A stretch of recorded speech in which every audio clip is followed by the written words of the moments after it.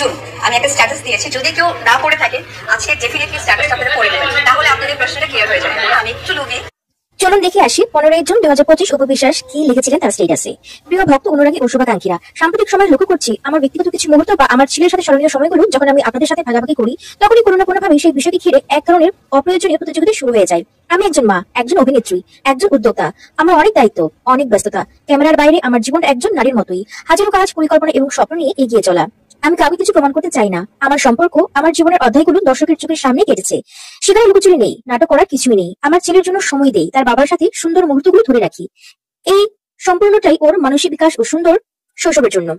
এটাকে ঘিরে কারো অস্তিত্ব তৈরি হলে সেটার দায় আমার নয়।